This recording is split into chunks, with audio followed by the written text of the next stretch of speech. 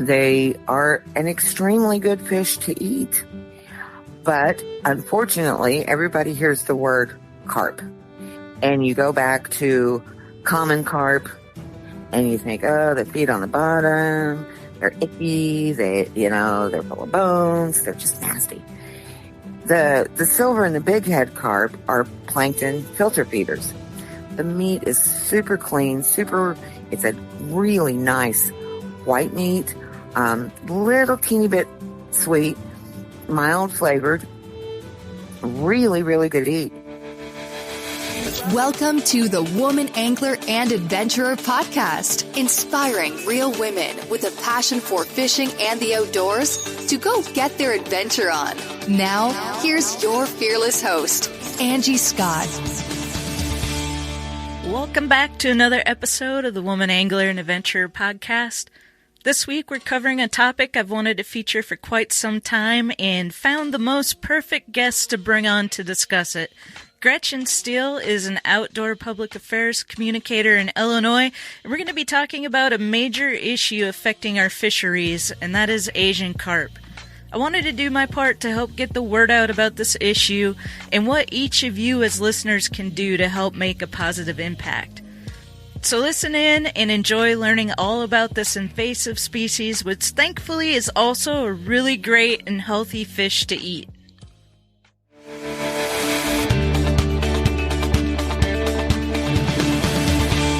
Gretchen Steele, welcome to the Woman Angler and Adventurer podcast. And before we get into this week's topic, would you mind giving listeners just a little background on yourself and what you do?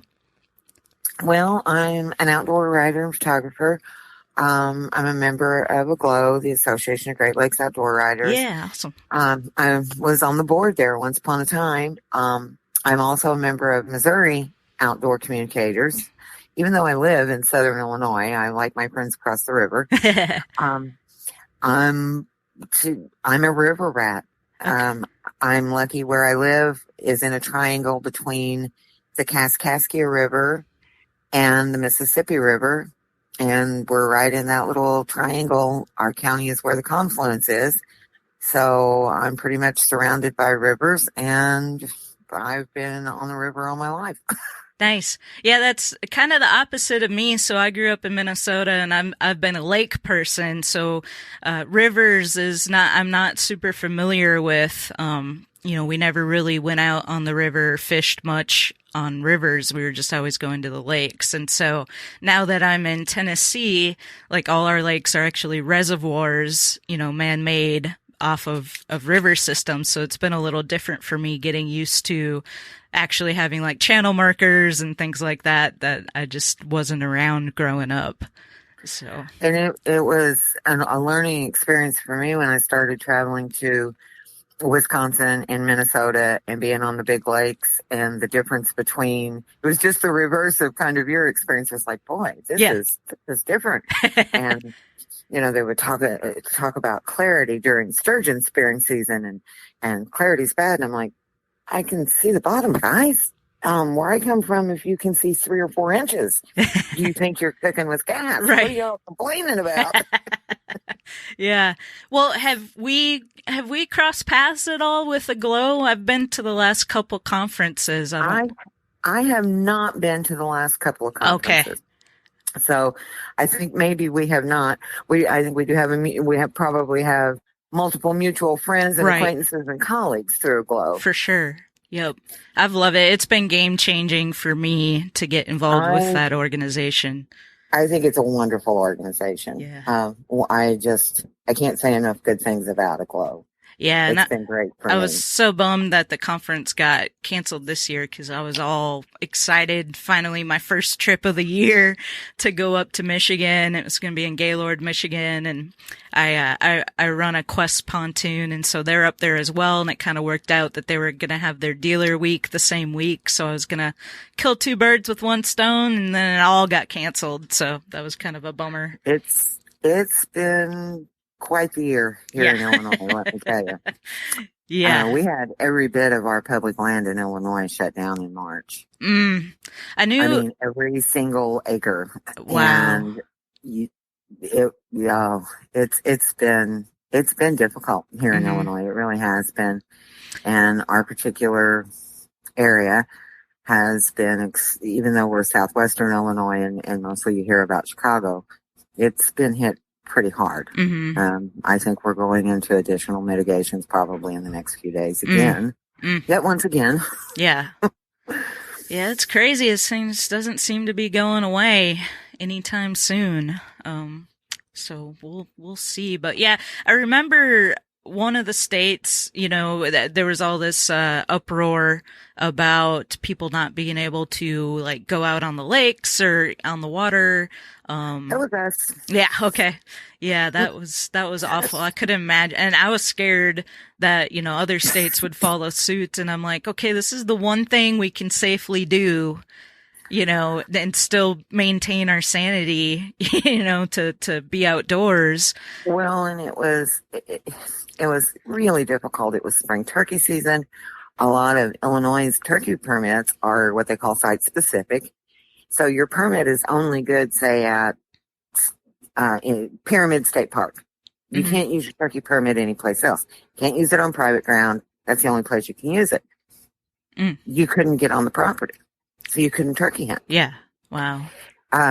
Most of the ramps along the river are maintained by DNR. And so the ramps and the parking areas to get on the river, they were closed, no access. So you couldn't get on the river during spawn. I mean, it was just, the public outcry was really, really tremendous, let me tell you. I can imagine. Yeah, I would not have done well if I was there. So, so hopefully that doesn't happen again, but we'll see where the future's taking us here.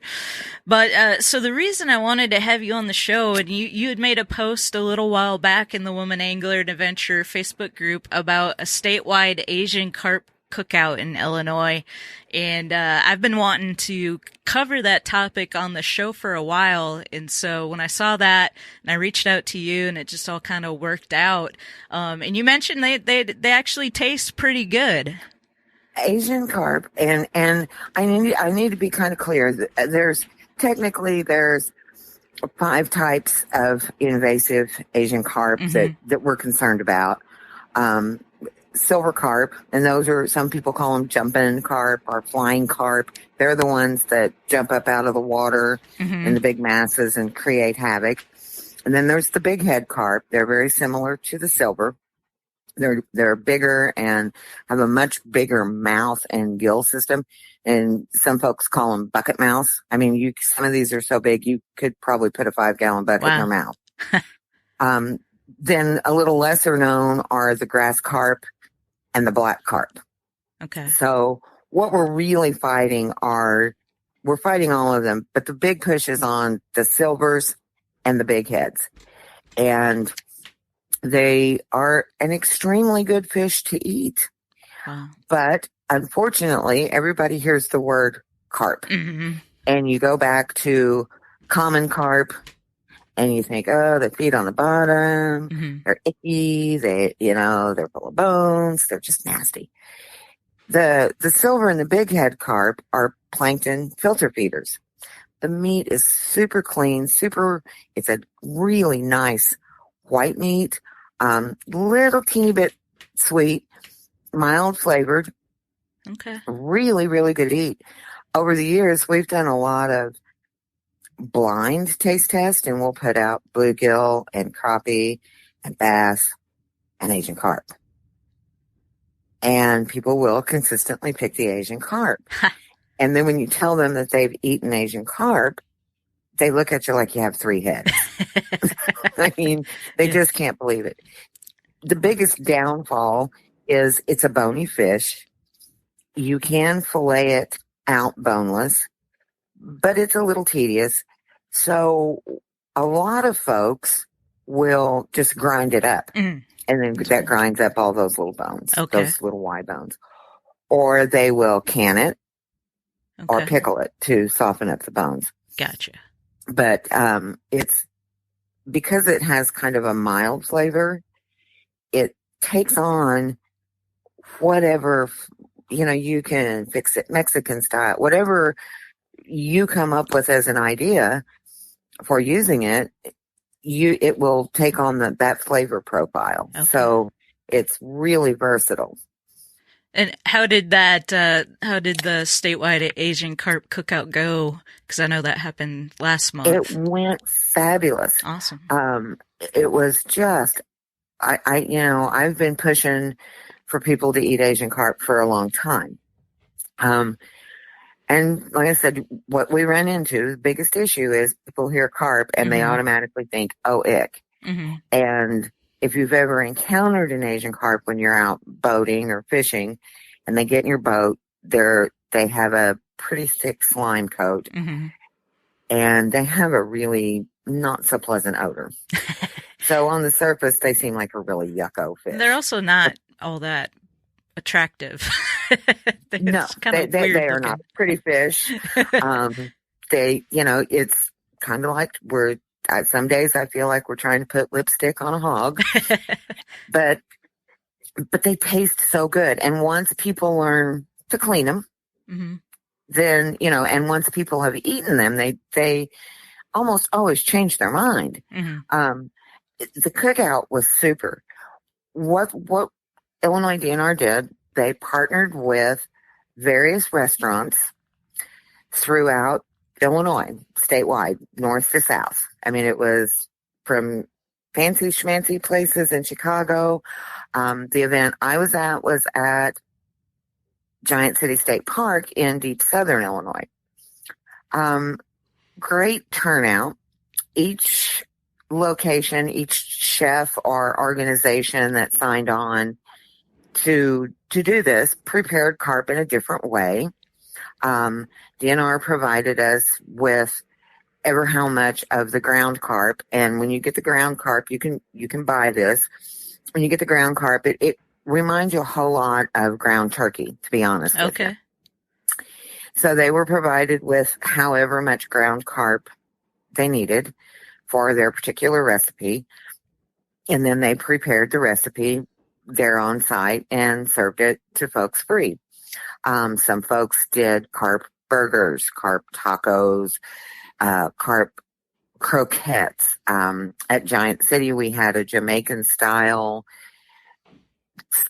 It was ground carp with this really interesting spices and pepper and different vegetables and stuff mixed in it that was served with a warm kind of flatbread type thing. Really, really good. Sounds in good. our case at Giant City, we were scheduled to serve between noon and 2.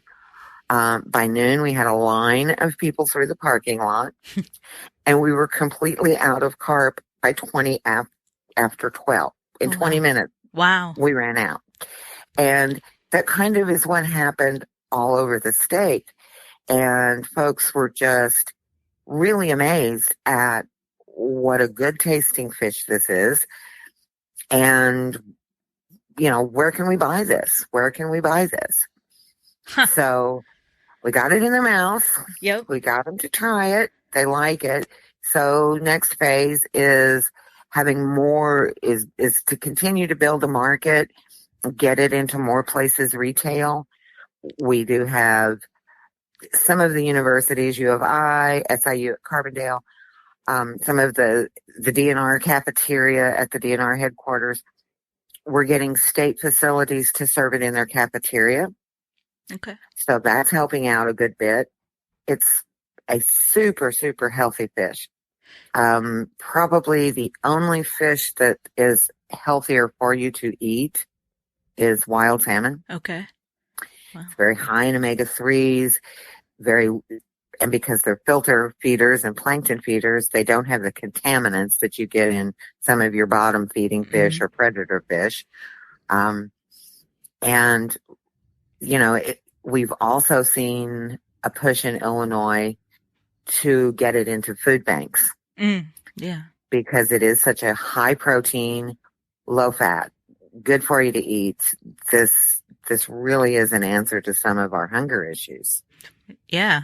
Well, yeah, it sounds like a a really good route to help, provide a solution for the problems that they're causing in our ecosystems. For sure, it seems like, It absolutely is. They're so widespread. I mean, it would be easier to say what waterway aren't they in and what Right. waterway they are in. And I don't, we're past the stage of the game that we're ever going to be able to eradicate them. That's just not going to happen. But with a robust commercial fishery, we can keep them at bay. Mm-hmm. We can keep them at a level we can live with. From billion-dollar ad budgets and arena naming rights to tens of thousands of retail locations, big wireless providers spend big to appear like they're your only option.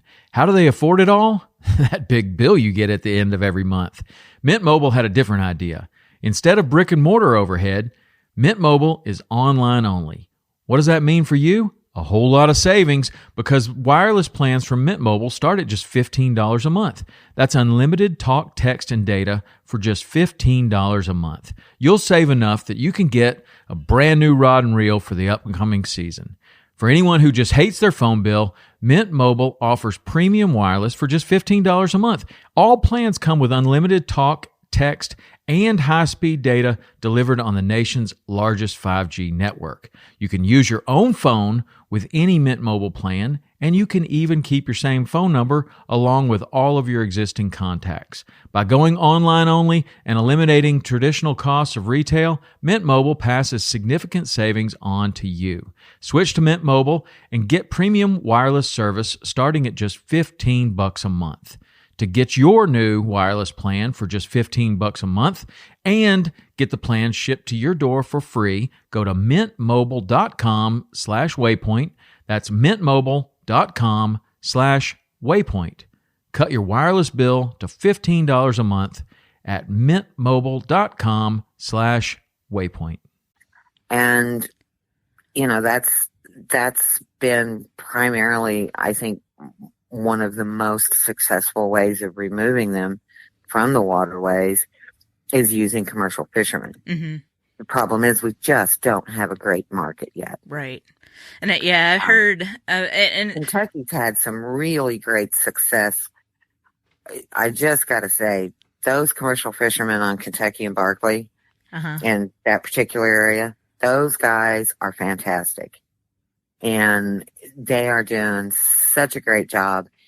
And overall, Kentucky has done good in getting processing there, adding a state incentive to the price that the processor pays, so the commercial guys are making a little bit more. And they're doing a super job there. Awesome. We just need more markets. That's actually the first encounter I ever had with Asian carp was on Lake Barkley, and I was fishing a tournament, so I was a co-angler. I was in the back of the boat, and then my boater was up front working the trolling motor, and one came up out of the water and about hit him, scared him half to death, and startled me too. I was like, "What was that?" And it was an Asian carp, and I've got a friend I've had on the podcast. You might know her, Jen Ripple. She lives in the Land Between the Lakes area, and we were kind of texting back and forth about it this morning, talking about Asian carp, and she said that they've just totally ruined the bass fishery there now in Lake Barkley. So I know that and Kentucky Lake. They really do wreck the fishery. They reproduce in a fashion that is just mind-boggling. Mm-hmm. They eat constantly. They grow incredibly fast. They'll grow first year, young of the year can get up to, can grow 12 pounds in a season. That's a phenomenal growth. Yeah. Then you end up with such a biomass, they're competing with the other fish for food to a degree. They're eating the plankton, the small invertebrates, excuse me, those things that your fry are eating. And then the biomass just becomes so great. They just crowd out your game fish and your sport fish. And all you've got left in your water are these just huge schools and big masses of Asian carp. Mm. In Illinois, up in certain parts of in the northwestern part on the Illinois River, DNR has estimated that 90% of the biomass is Asian carp. Wow. Now that's scary. That is scary. And it surprised me to learn that they've actually been in our waterways since like the 60s and 70s. Mm-hmm. Seems like just in the last, several years is where we've really started to hear about them being a major threat and issues. We were talking about that. I checked with an older friend of mine that also runs nets on the Kaskaskia. And I couldn't remember exactly when we first started seeing them on the Kaskaskia. And so he went back and pulled, because he has all of his records going back to like 1954. Every time he ran his nets, what he caught, how many. And he said he encountered the first one like in 1989. Then he was kind of like, what is this crazy thing? What is this fish? Yeah. We really saw him pick up, and I guess you could say that's when it just started getting really bad, was after the flood in 93. Mm. That just seemed to spread them everywhere, mm-hmm. and they just took off like crazy. Mm. And with each passing year, it just gets worse. Is there a size? You mentioned how fast they get. Are the bigger ones still good to eat, or is there like? Yeah. Okay. They absolutely are. Okay. They can get really big, which is problematic with the silvers that jump, because nobody really wants to be slapped upside the head, right, with a 30-pound fish when you're running up the river in your boat. For those of us that spend a lot of time on the river, broken noses, broken jaws, stuff on your boat wrecked, things knocked out of your boat, people knocked out of their boats, off their jet skis. Wow. Quite the adventure sometimes. Yeah, that's the big heads.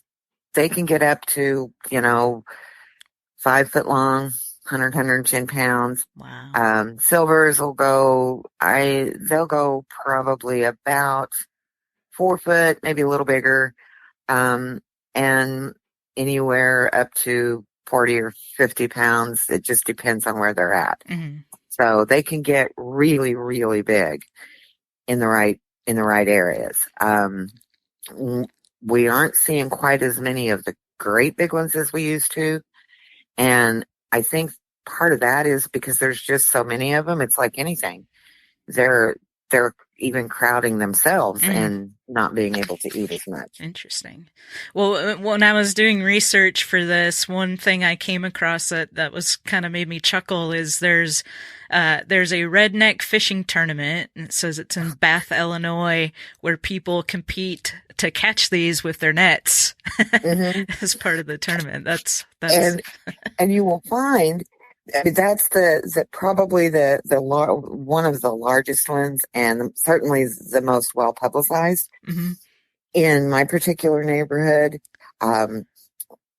there are any number of civic organizations, the local fire department or the Altar Society, that will have a similar type tournament on the weekend during the summer months. Uh-huh.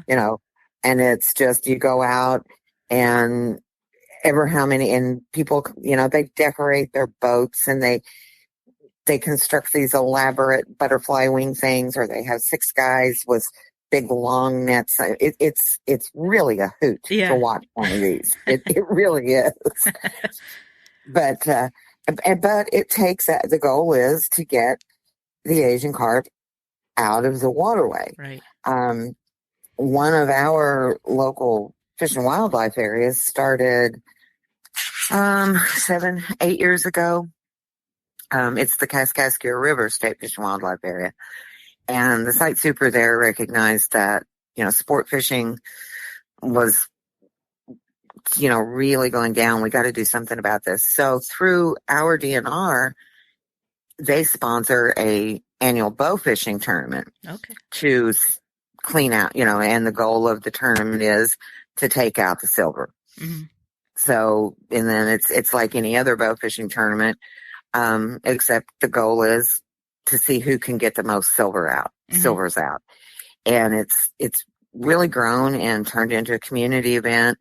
We cook and serve silvers at the local Delta Waterfowl chapter, cooks and serves silvers and some of the other rough fish out of the river. At the tournament, we have, the catfish guys come and get carp from the tournament for bait. We have some researchers that come and get them for different research projects. Half the community shows up to watch weigh-in and, applaud because that's that many of those darn jumping fish that aren't in the river. Right. So it's turned into a real community-wide, well-supported event. And, are we making a big dent? No, but again, every one of them that's out of the water is one less. Right. Well, and I know one of the big initiatives that I've heard about, and Drew Youngdyke, he's talked about this at Aglow. He talks a lot about the importance of trying to keep them from getting into the Great Lakes. I know that that's a huge initiative because once they're in there, and they're self-sustaining, that's gonna be a major issue. So, absolutely. And I think we can, to a degree. I think we can look at what's happened, not just on the river systems, but when we think about the Great Lakes, we think about the fishery. We also have to think about the tourism economy, the fishing tournament economy, everything that a good fishery in the Great Lakes provides economically. We're seeing that damage happen at Kentucky Lakes now. We are. And so that's kind of like almost a portent of things to come if they were to get into the Great Lakes. Right. We know what kind of damage they do ecologically. We know what kind of damage they do economically. They just create a lot of havoc, no matter how you cut it. And if they once get into the Great Lakes, that just almost makes my stomach hurt. I know, to think about that. Me I've too. seen the damage that they've done here, seen the damage that they're doing in Kentucky Lakes, and the thought of them getting in the Great Lakes, like I said, that's just scary. And prevention is a lot more economical than trying to eradicate them once they get in there. So that's one reason why this is so important. We're starting to see, we finally got things moving on some of the barrier systems. And early data on those looks like they're working pretty well. Good. So, it's a matter of the biggest issue with any kind of barrier system. At one point in time, even the idea was floated to close the Chicago Canal to keep them out of the Great Lakes. Well, you've just shut off a huge commerce waterway, and you can't really put that that didn't fly very well because you still have to have that waterway for commerce. So they've come up with several different types of barriers, sound, light, bubbles, all working with different degrees of success, and still kind of early in the game to tell how well they're really going to work.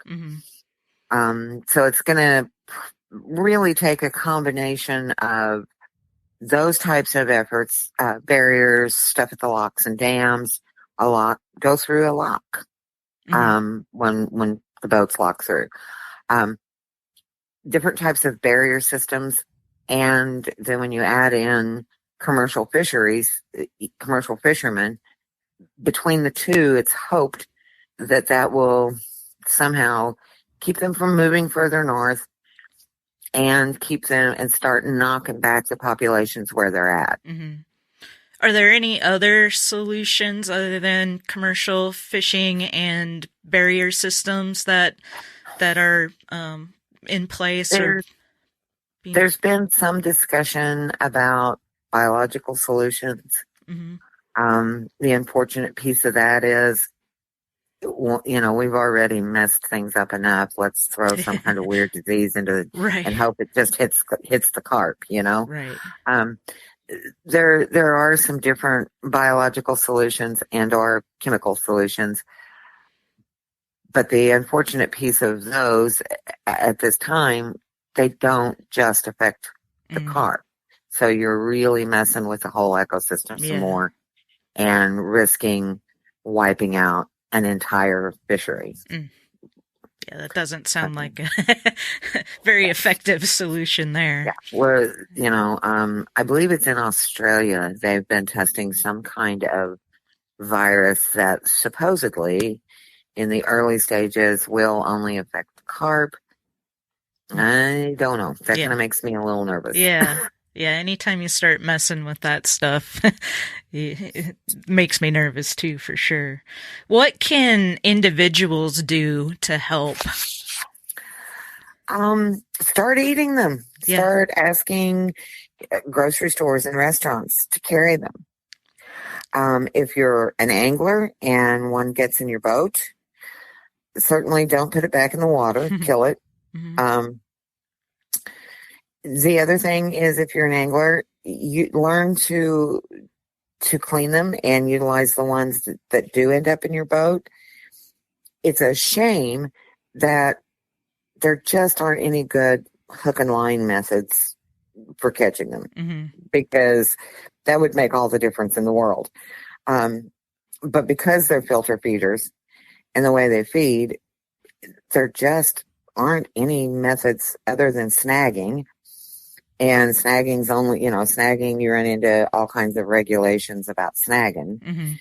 I wish there was some hook and line way that you could catch them hook and line, because they're big fish. They're, you know, they would put up a fight. They would be a fun fish to catch, but it's just the nature of the beast, the way they eat. That's nobody's come up. There's been 2 or 3 different methods tried, but they haven't ever really been super successful, to be honest with you. So other than snagging or bow fishing, I guess. Bow fishing is about, for the average person, bow fishing is pretty much the easiest way to get them in the boat, to utilize them to eat, or to even just get them out of the water. Work with your, you know, visit your own state DNR or Fish and Wildlife website, see what they have going on with Asian carp. Talk to your local politicians, to your local legislators, and make them understand that this is a threat and they do need to push money towards this problem. That's also historically been a little bit of an issue, is making various legislative bodies, whether it be local, federal, or state, understand it's sometimes hard if people aren't directly impacted. They just can't see that a fish is causing all this trouble, right, and all these difficulties. You know, learn to bow fish. It's really great fun. It's little kids can do it, you know, from little kids on up, and it's great fun. So, you know, support whatever efforts are going on locally. And again, eat them. Look for restaurants. Ask your grocery store to carry them. The sooner we can build a good, robust market for them, the better off we'll be. Awesome. Well, those are some great suggestions. I'll put a video on the website for this episode, which will be thewomanangler.com/158.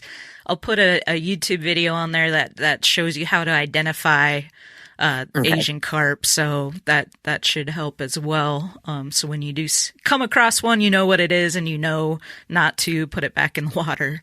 Yeah, exactly. So.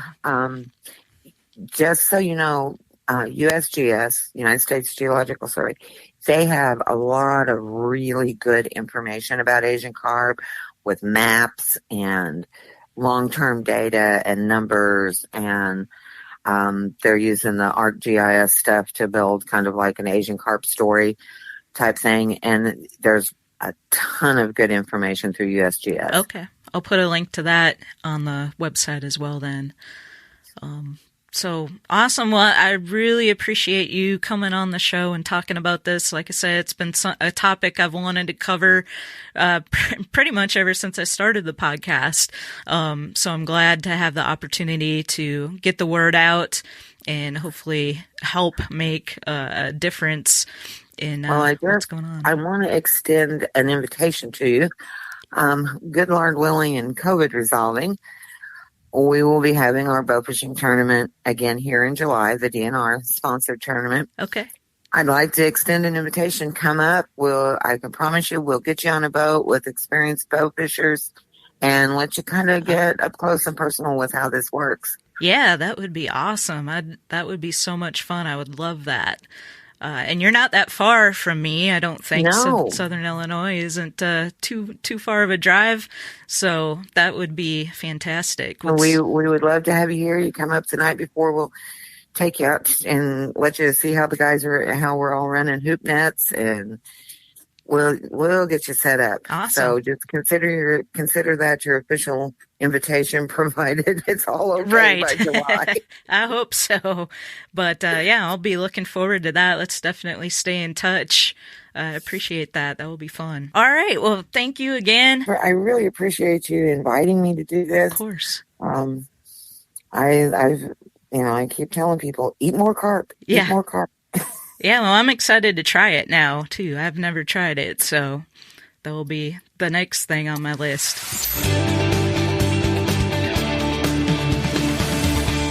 All right, thanks for listening to this episode about this extremely important issue. Remember to check out the website at thewomanangler.com/158, where I posted some great resources you can check out to learn more about Asian carp. Stay tuned for next week's episode. Just in time for Black Friday, I'm going to be talking with the creator of a product none of us outdoor adventurers should be going without. You won't want to miss it. It could be life-saving. That's all I'm going to reveal for now. See you next week.